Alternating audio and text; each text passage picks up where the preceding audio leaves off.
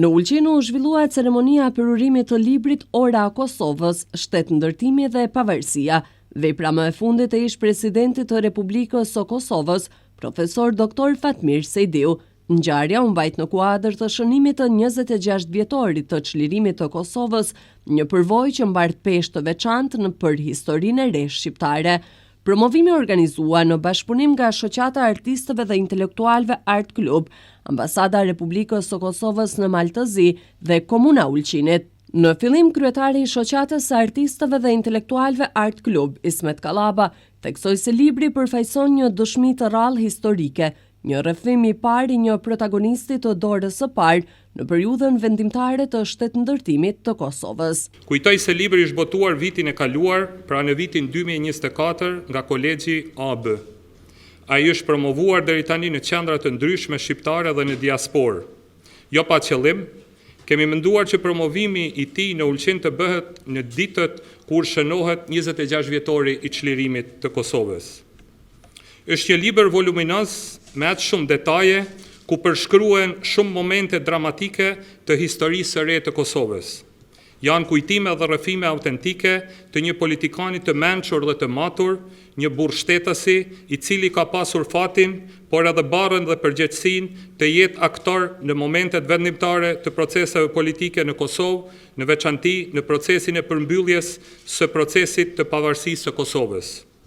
Duke lexuar librin e presidentit Sejdiu, ju kuptoni vështirësitë e procesit të pavarësimit të Kosovës. Është një libër referencial për zhvillimet që quhen në shpalljen dhe procesin e finalizimit të pavarësisë së Kosovës, por jo vetëm. Në fjalën përshëndetëse, kryetari i Komunës së Ulqinit Genci Imanbegu tha se është një kënaqësi dhe nder i veçantë për të që të përshëndes këtë ngjarje të veçantë, perurimin e librit Ora e Kosovës, pavarësia dhe shtetëndërtimi të presidentit Fatmir Sejdiu. Unë kam kënaqësi të veçantë që në emrin tuaj, në emrin të qytetit të Ulqinit, të përshëndes presidentin Sejdiu dhe të uroj mirëseardhje në Ulqin. Ndjehem shumë krenar që sonte kemi mundësi me një njeri të urtë, të matur, profesor, të ndajmë me te orë të posaçme mbi periudhën më të rëndësishme të shtetit të Kosovës. Pavarësimi dhe shtetëndërtimi. Dua të ndaj një emocion fare të vogël.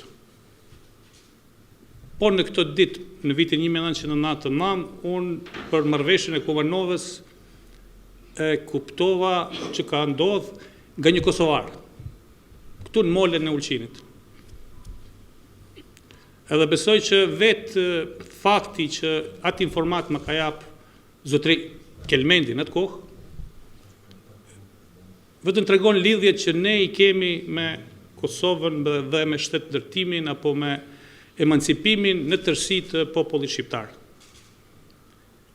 Është një krenarie veçantë që zotri Fatmir Sejdiu ka dhënë për formimin e Kosovës, për shtetin e Kosovës dhe i falenderoj edhe Art Klubit, po sërish ambasadës së Republikës së Kosovës në Maltëzi që na mundson që edhe një herë të ndajmë këto orë të veçanta, jo vetëm për Kosovën, orën e Kosovës, por edhe orën për gjithë shqiptarët, si shqiptarët që jetojnë në Maltëzi dhe anë banë botës. Ambasadorja e Republikës së Kosovës në Maltëzi, Ariana Zherka Hoxha, në fjalën e saj përshëndetëse theksoi rëndësinë e veprës së Sejdiut, duke e cilësuar atë si një testament politik dhe historik që pasqyron sakrificën, vizionin dhe vendosmërinë e popullit ton në rrugën drejt lirisë. Është një nder i veçantë për mua sot, në Ulqin në shënim të 26 vjetorit të çlirimit të Kosovës,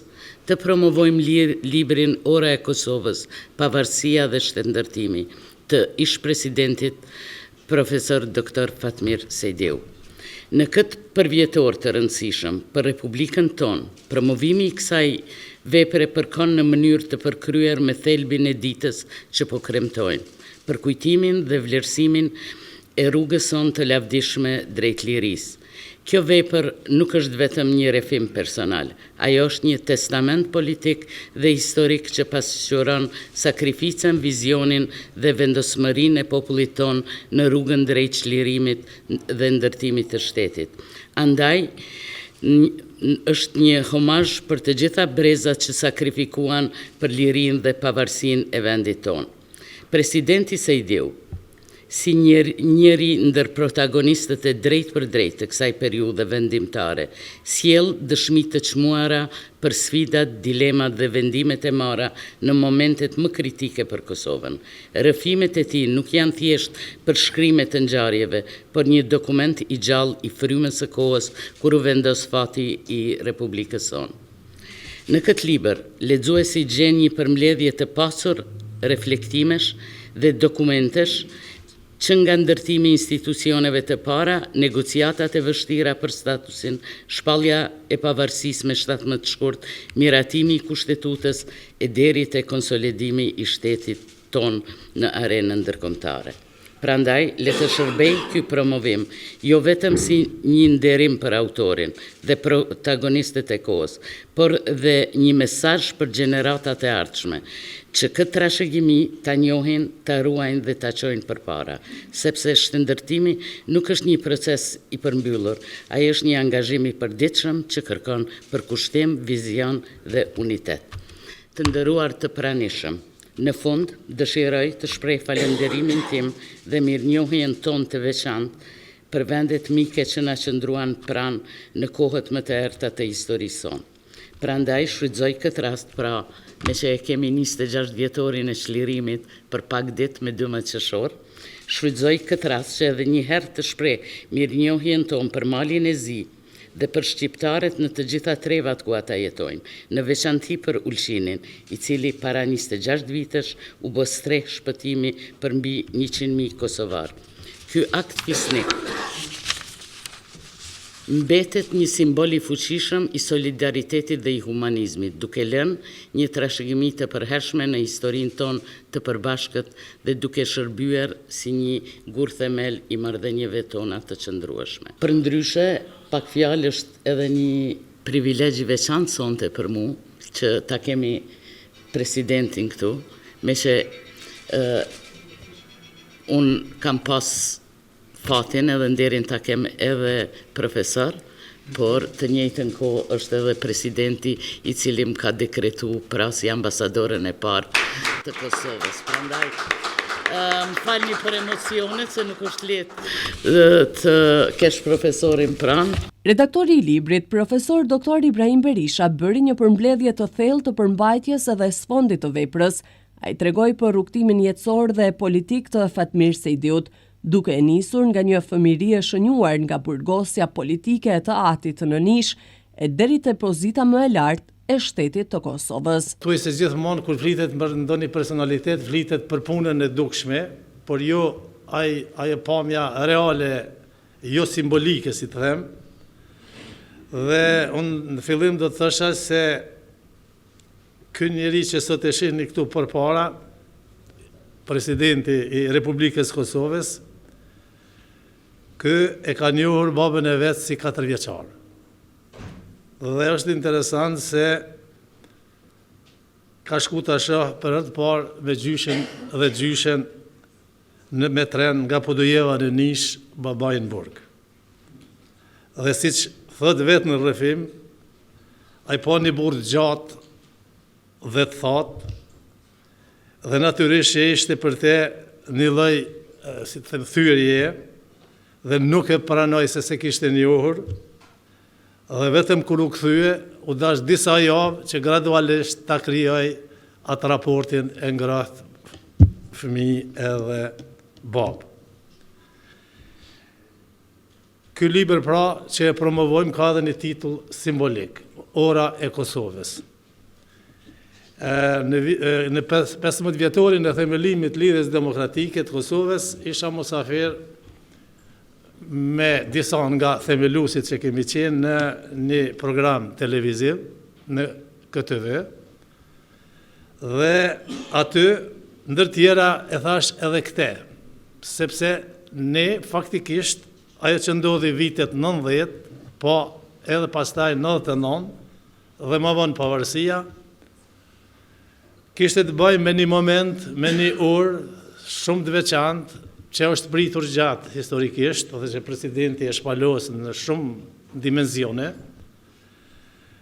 dhe në mënyrë simbolike thash, po si ndodhi kjo, thash që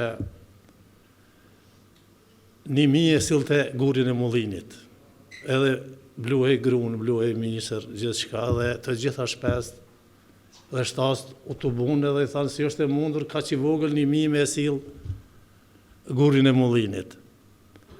Dhe a i tha, po, mini u tha, po kjo shumë e leta, fare e letë. Si e fare e letë? Po tha, unë e silit ka sillet guri i mullinit, jo në të kundërtën. Pra deshta me thonë që ora e popujve, momenti, nga njëherë është jetik, sepse fatin e përcakton ai guri i madh dhe natyrisht duhet që të bëhesh pjesë e këtyre lëvizjeve. Një aspekt tjetër është ajo që ka të bëjë edhe me dy vendlindjet e presidentit. Kur u zgjodh president, dolën dy tituj dhe thanë që presidenti ka dy vendlindje. Sepse mas burgut, familja e presidentit kishte shkuar në Maqedoni për të strehu atje dhe për të punu, si fëmijë, dhe atje ka fillu shkollën fillore, edhe një pjesën e parë, faktikisht jetës tij, dhe gjithmonë është mendu që ka lind atje. Dhe dolen titu i thanë që edhe pastaj edhe në këtë pjesën e vendlindjes tij reale, edhe në hotel të Maqedonisë, pra ku edhe sot e kësaj dite mban kontaktet vazhdueshme, dhe kjo është një prej cilësive të jashtëzakonshme të presidentit që vazhdimisht asnjëherë nuk i shkput këto lidhje me njerëz dhe atat me cilët ka punuar dhe ka jetuar. Libri ka 435 faqe dhe praktikisht është vepër që fokusin e vën procesin e zhvillimit të veçmas të bisedimeve 2006-2008 për përcaktimin e statusit politik të Kosovës. Dhe natyrisht është fjala për udhëhecjen e këtyre bisedimeve që mbas vdekjes presidentit Rugova nuk ka qenë e lehtë me e mbajt një paqe publike mes gjithë krerëve politik në Kosovë, por unë mendoj se në saje pikërisht atributit themelor që ka qenë edhe më parë në politikën që është ndjen në Kosovë, uniteti, bashkëpunimi edhe toleranca mes gjithëve natyrisht që qënë procesin tutje. Dhe kjo ishte një mësim dhe mbetet mësim për herë me ego dhe me, si të them, me copa askund nuk mund të mrihet. Për kundrazi, ky proces ka kalue në mënyrën më të mirë, edhe në sajet e një personalitetit veçantë, që i kushton shumë vëmendje presidenti, ambasadorit Mati Ahtisari, i cili që nga fillimi deri në fund pra e ka tërheq ritmin e arritjes në pikën finale të pavarësisë Kosovës. Nuk po ndalem se ka atë shumë dokumenta, ka atë shumë relacione, fakte dhe rrëfime të cilat, detaje rrëfimesh të cilat nuk i njeh publiku që kanë qenë brenda edhe në procesin e bisedimeve dhe në bisedat e brendshme kështu me radhë. Thash vetë fakti që mund po e përkujtoj një fakt që presidenti ka pas takim me Bushin, Clintonin, Obamen, Bidenin, Blairin, Brownin, Albrightin, Kohlerin, Merkelin, Alemen, Papa Benediktin, me stilografin që ja ka dhuru Papa Benedikti e ka nënshkru pavarësinë e Kosovës. Ndërsa vetë presidenti Fatmir Sejdiu u ju drejtua të pranishmëve me një falëndërim të veçantë për mikpritjen dhe për rolin që ulqini dhe shqiptarët e Malit të Zi kanë luajtur në mbështetjen e Kosovës në momentet më të vështira. Ai theksoi se ora e Kosovës nuk është thjesht një kujtim i lavdishëm, por një apel për përkushtim të përditshëm ndaj shtetit dhe të ardhmes së tij. Pse bashkëora e Kosovës? A kishte term tjetër? T'ju them drejtën, kam qenë dilemë bukur shumë gjatë muajve që kam shkruar librin. E dija se ku do të dalë parafërsisht me pjesën e përpjekjeve, por nuk e dija t'ja zak thizën, si thot populli bukës të mirë. Se cili do t'jetë titulli që do t'a marrë libri, dhe në një moment, pas shumë e me hetimeve në shpirt, dhe bashkë ishëm me profesor Berishën, thash, a e miraton, a ke qef ta bilzosh titullin Ora e Kosovës? Pajtua dhe këmë njëherë. Ora e Kosovës kanë qenë në gjithë momentet kyçe që ne i kem pas. Në fazat prej atëherë kur është filluar lëvizja e fuqishme, e udhëhequr nga presidenti Rugova, dhe në gjithë ecjet e tjera të mëvonshme që shkonin shumë shpejt. Po secila prej tyre e donte momentin e vet dhe ishin pjesë e Orës të Kosovës. Deri në kohën kur kam marrë detyrën në pozitë tepër të ndjeshme dhe jo të lehtë dhe në një situatë jashtëzakonisht të vështirë pas vdekjes së presidentit Rugova dhe vakumit të madh që ishte krijuar. Po ishte Ora e Kosovës. Ishte lëvizja e madhe që ishte bërë me 92-shin në miq të Kosovës. Reagimi i jashtëzakonshëm i presidentit Bush plakut. Se Kosova para që të vinë e kuqe e cila s'mund ka përcehet. Ishte në fazat e mëvonshme në një ecje të ta quajmë të një tutorie të shpirtënore të miqve të Kosovës, sepse ishte Ora e Kosovës për të bërë për veten tonë miq më të mëdhenj dhe shtetet më të fuqishme të botës. Ato që ishin po e quajmë në bllokun ndihmtar për Kosovë. Ishte pjesë e rëndësishme kjo pjesë e kaptinës apo e zhvillimit tonë dhe Ora e Kosovës ishin gjithë ato momentet të përjetuara për të ndalë gjenocidin dhe veprimet shkatërruese të popullit tonë, sepse ishte mësyrë me zhbërje prapë reagimit ndërkombëtar. Ora e Kosovës ishte që të bëjë një libër që sa do pak të jetë një vepër modest apo një kontribut modest për të pa edhe gjeneratat edhe pas nesh, po për të zgjidhur edhe nxit debat edhe me këta që jenë gjallë bashkë, sa është qelluar dhe është mbush ajo pjesë e kërkesës që kam pas në shkrim të tij dhe të mosrahatisë shpirtënore si njëri nga aktorët e rëndësishëm të proceseve të mëdha që kemi ka përcyer të jap kontributin tim. Ora e Kosovës të përmbyll edhe këtë dhe të ecëm po te, është edhe momenti i ballafaqimit me ata që dëshironin të na majnë në gjendjen çfarë ata e iluzonin. Ishte e pamundshme sepse ishte prapë Ora e Kosovës. Dhe bashkë me këtë, natyrisht se ka edhe elementet të tjera që mund të bashkëngjiten dhe të jenë pjesë e shpjegimit plot në përmbajtjen e librës. Jam përpjekur që në libri të jetë një kombinim. Në radhë parë pjesë e dëshmitarit të drejt për drejt në procese dhe ecjes me proceset. Kur kam pas mundësin, sepse pozita që kisha edhe kolegët e mi që ishin në ekipin e unitetit në raste të shpeshta, po kështu, e impononte një gjatë të tillë. Ishte Ora e Kosovës kush kishte zhvilluar dialogun dhe ishim më të përgatitur. Ju them, ishim më të përgatitur se delegacioni i Republikës së Serbisë. Pse ndodh kjo? Sepse ishin dy përplasje të mëdha paralele, apo ishte përplasja e madhe. E atyre që dëshironin lirinë e vendit dhe atyre që dëshironin në mënyrë jo racionale që të marrin në tutelën e tyre dhe të mos hapim syt. Mos kemi jetën tonë, mos kemi vetësinë tonë. Ishte pra edhe kjo një nga shkaqet e rëndësishme që kishte ndikuar, them figurativisht, edhe në emërtimin e librit apo titullit të tij për përmbajtjes kryesore që është shtetëdërcia, pavarësia dhe shëndërtimi i Kosovës. Cilat kanë qenë momentet më të rëndësishme që janë pjesë e librit dhe që dojnë për kushtim them edhe në fazat të tjera. Ka shumë. Unë do të zgjedh disa prej atyre përveç asaj që e përmena shembullin e presidentit Bush plaku. Ecjet e mëvonshme e bërjes për vete me të drejtë dhe me arsye të faktorit ndërkombëtar. Lufta politike që zhvilloi në Kosovë. Ishte luftë e cila dëshironte thjesht të shpalos imazhin e plot dhe ambicien e plot të shqiptarëve të Kosovës për veten e tyre dhe për inkorporimin e tyre në kompozicionin e vendeve demokratike. ishte ajo që nënkupton drejt për drejt rjeshtimin pa dilema ndaj në një blok të rëndësishëm politik edhe ushtarak, dhe ishte ajo që kishin vizion se çka dëshon. Ka do të mrim.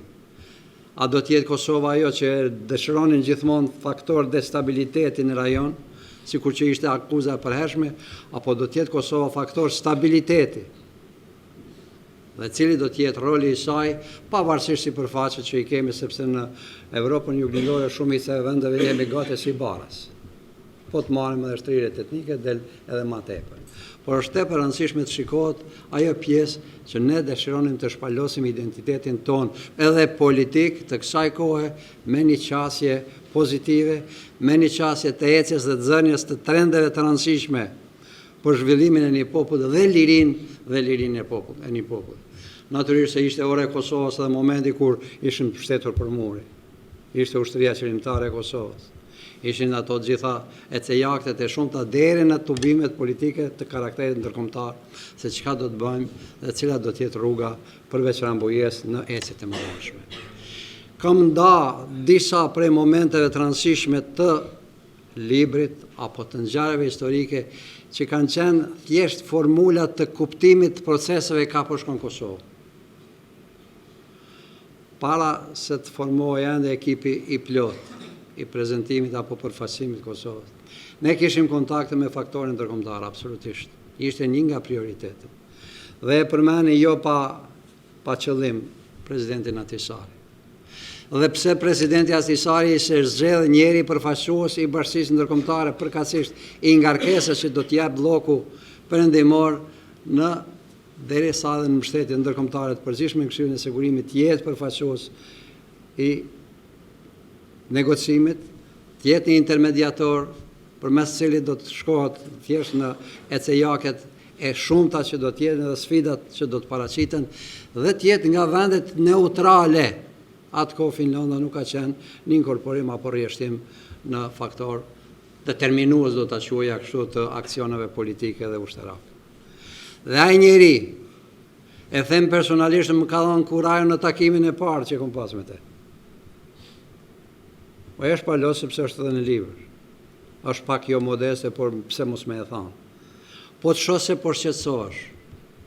Nuk ka marrë me lujt. Shikoni. Nuk ka marrë me lujt me misionin që kam që ishte dhënë nga Kofi Anani. Kjo është pas aty në ecejakeve apo analizave që kishte bërë edhe Kaja Eide. Por ka marrë që të shkurtojmë kohë, të zam kohën e humbën dhe të ecim. Dhe për vetën tonë po them se jo nuk je unë kur i më bë president kom qenë ma pak i përgatitur. Ma pak i përgatitur, për mua ishte një lavte për i madh që s'mund ta kuptoj krejt thjesht atë qëllim të tij që e kishte jo të më vllastoj. Dhe filloi lëvizja, fillon. Formula kryesore e cila don interpretim dhe lidhet me dokumente të rëndësishme ndërkombëtare dhe duhet të interpretuar ashtu siç janë në burimin e tyre. Jo të keqpërdorat, sikur vazhdon të keqpërdorat. Janë 3 parimet themelore të grupit të kontaktit. Çka thojnë ato 3 parime?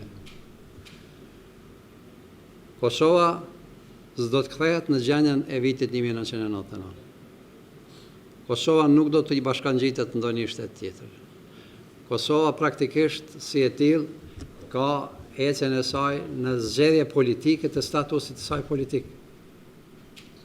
Pra, këto ishin përgjigje për kohën, ishte garanca se ku do të mrim. Dhe donte përpunim.